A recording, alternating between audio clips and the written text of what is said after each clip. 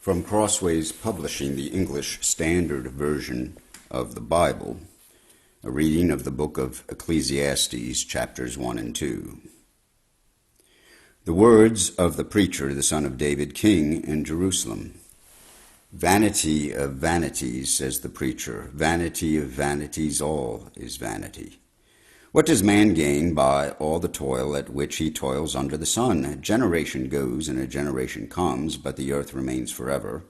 The sun rises and the sun goes down and hastens to the place where it rises.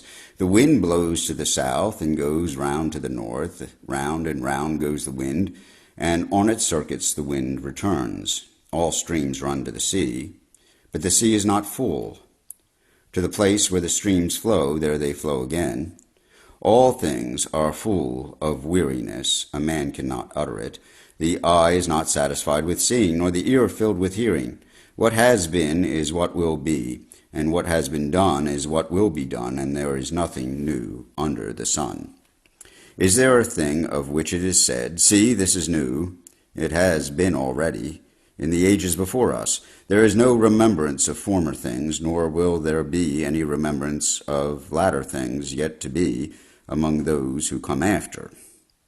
I, the preacher, have been king over Israel and Jerusalem, and I applied my heart to seek and to search out by wisdom all that is done under heaven. It is an unhappy business that God has given to the children of man to be busy with. I have seen everything that is done under the sun, and behold, all is vanity, and a striving after wind. What is crooked cannot be made straight, and what is lacking cannot be counted. I said in my heart, I have acquired great wisdom, surpassing all who were over Jerusalem before me, and my heart has had great experience of wisdom and knowledge. And I applied my heart to know wisdom and to know madness and folly. I perceived that this also is but a striving after wind. For in much wisdom is much vexation, and he who increases knowledge increases sorrow. I said in my heart, Come now, I will test you with pleasure. Enjoy yourself. But behold, this also is vanity.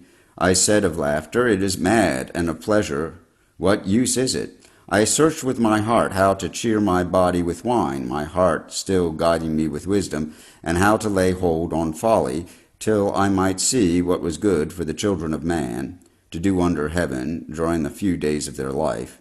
I made great works. I built houses and planted vineyards for myself. I made myself gardens and parks and planted in them all kinds of fruit trees. I made myself pools from which to water the forest of growing trees. I bought male and female slaves, and had slaves who were born in my house. I had also great possessions of herds and flocks, more than any who had been before me in Jerusalem. I also gathered for myself silver and gold, and the treasure of kings and provinces. I got singers, both men and women, and many concubines, the delight of the sons of man. So I became great and surpassed all who were before me in Jerusalem. Also my wisdom remained with me, and whatever my eyes desires, I did not keep from them. I kept my heart from no pleasure, for my heart found pleasure in all my toil, and this was my reward for all my toil.